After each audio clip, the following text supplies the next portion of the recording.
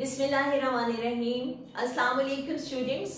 Last time हम बात कर रहे थे लिपिड्स की, उसमें डिफरेंट टाइप की क्लासेस को हमने डिस्कस किया, जैसे कि साइल ग्लिसरॉल को, फैटी एसिड्स की बात की थी। आज हम फर्दर क्लासेस को डिस्कस करेंगे, जिसमें अभी हम पहले बात कर रहे हैं फॉस्फोलिपिड की।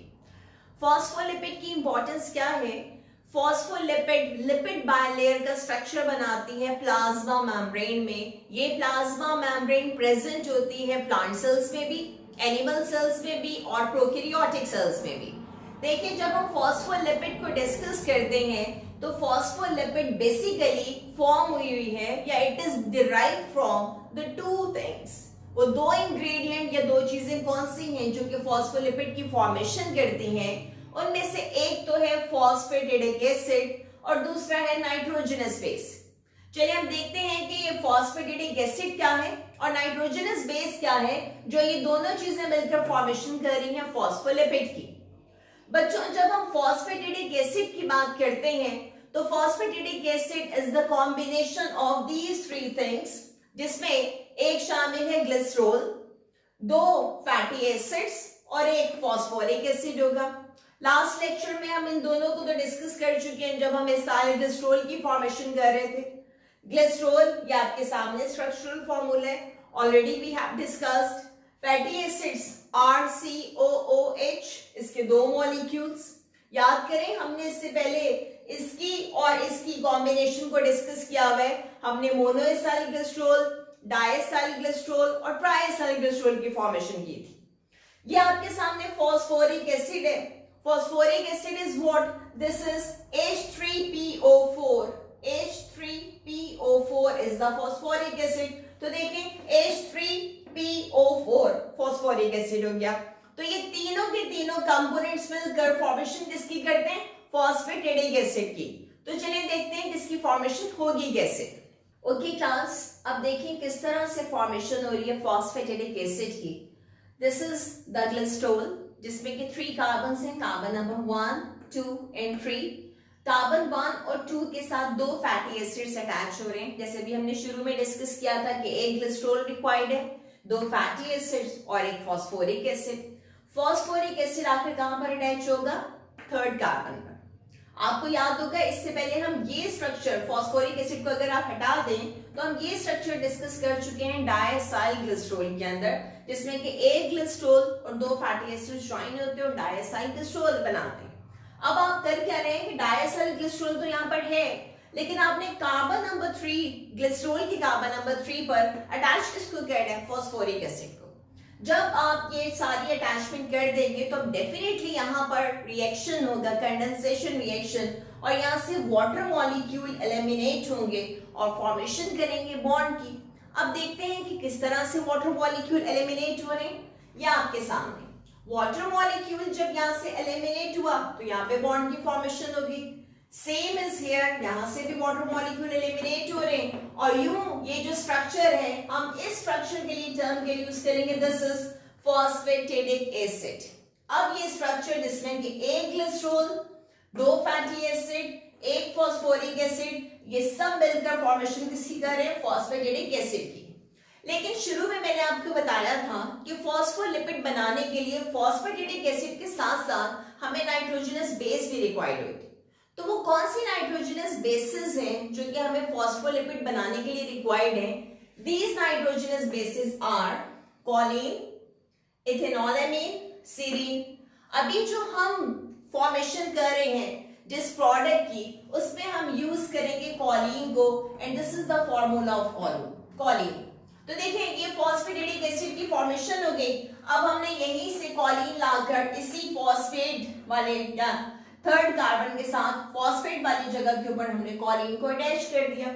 Again there is the reaction, there is the release of water molecule, और अब जब वाटर मॉलिक्यूल रिलीज होगा तो फिर से यहाँ पर क्या होगा? एक बॉन्ड फॉर्म हो जाएगा और हम इसके लिए हम टर्म क्या यूज करेंगे? ये तो फॉस्फेटिडिक एसिड था, ये क्या था? कॉलिन। अब जब इनके दरमियान में बॉन्ड फॉर्मेशन हो जाएगी तो बनने वाली प्रोडक्ट के लिए हम टर्म यूज करेंगे फॉस्फेटाइडल कॉलिन, और इसका दूसरा नाम क्या है?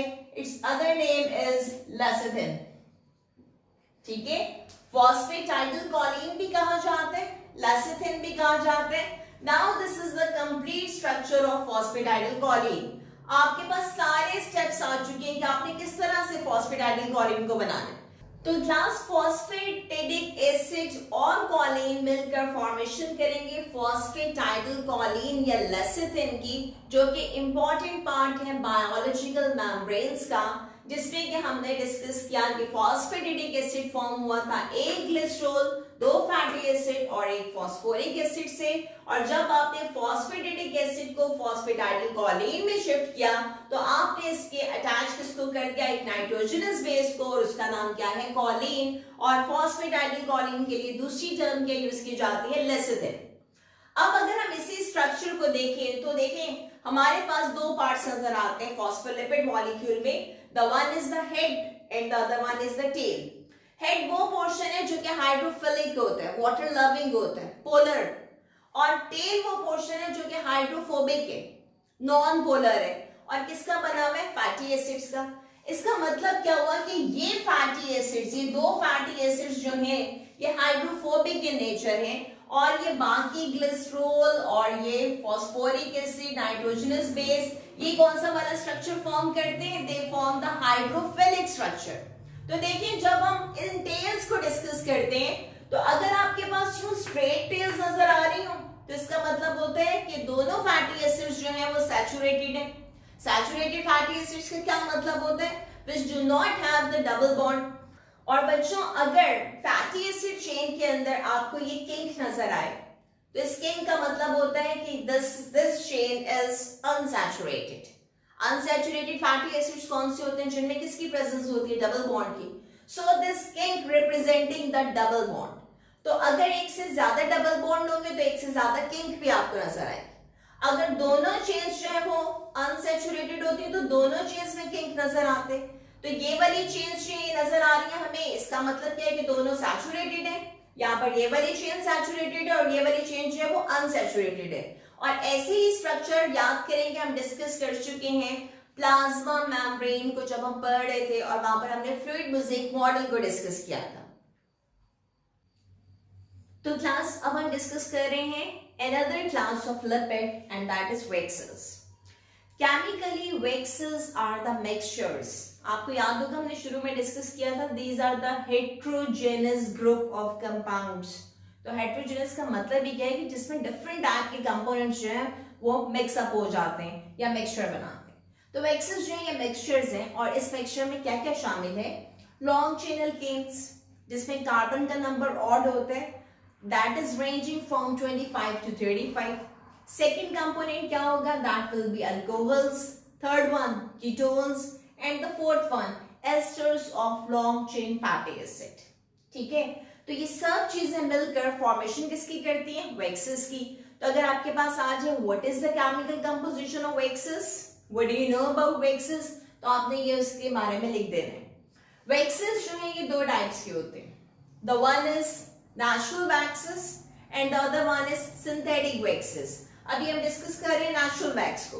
नेचुरल वैक्सेस सिंपल लिपिड्स होते हैं और बेसिकली ये बने हुए होते हैं long chain of fatty acid से और अल्कोहल से, जैसे कि बी वैक्स जो कि प्रेजेंट होता है हनी बी हाइव में, इसके अलावा लैनोलिन ये प्रेजेंट होता है वूल ऑफ शीप में, और क्यूटिन ये प्रेजेंट होता है सरफेस ऑफ लीव्स पे या प्लांट्स पर।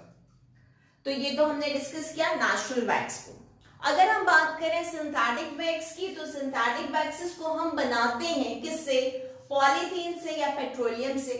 और इसकी कंपोजिशन में क्या क्या शामिल होता है, long chain alkanes, alcohols, ketones, fatty acids, ये चीजें मिलकर फॉर्मेशन करती हैं सिंथेटिक वैक्स की।